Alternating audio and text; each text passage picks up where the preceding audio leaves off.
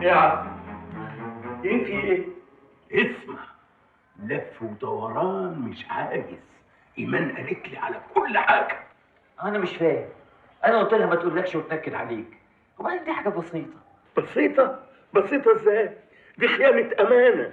اهدى بس واسمعني، هتعرف ان انا مش غلطان. هتقول ايه بعد اللي عملته؟ يا عم اسمعني بس، انا اصلا اول ما ركبتها. اخرس يا ولد ونقي الفاظك.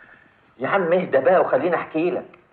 انا اول ما ركبتها لقيتها بترعش كده. بترعش ازاي؟ كده وكده.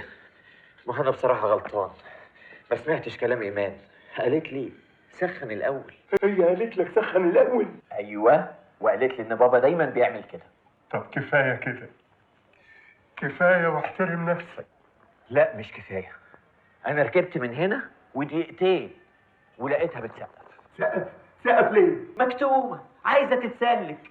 انت ولد قليل الادب. ايه؟ بقول لك ايه، امشي اطلع بره. الله. مش عايز اشوف وشك هنا تاني. ليه كده؟ بره. امال لو كانت على الزيرو كنت عملت فيا ايه؟ على الزيرو غصب عن عينك يا سافل يا منحط. امشي اطلع بره. بره بره. استنى. تعالى. نعم. اللي عايز اعرفه دلوقتي، الحكايه دي حصلت فين بالظبط؟ في الميدان. في الميدان؟ ايوه. ازاي ده يحصل في الميدان؟ الميدان كان زحمه وكله كان بيلوش في كله، هو حد خرج من الميدان سليم؟ انت قليل الادب. اهلا، ممكن تقولي لي سبب واحد يخليكي تعملي كده؟ بصراحة يا بابا هو بقاله سنة بيتحايل عليا اني اعلمه. تعلميه؟ تعلميه ايه؟ انتوا بتقولوا ايه؟ انا قلت انها شغلانة تنفع بعد الجواز. شغلانه؟ انتوا هتجننوني. حضرتك بتزعق ليه؟ ده كان واجب عليك انت اللي تعلمني وتعرفني ازاي اسخن. عموما لو مش عايز تركبها تاني خلاص بلاش. هي عموما مش هينفع تتركب. بره بره بره، وانت كمان بره. انتوا الاتنين بره قبل ما اقتلكم. هاخد بس هدومي يا حاج معلش.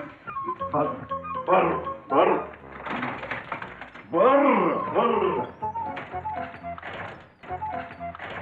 صراحة يا عمي انت مش ركيب.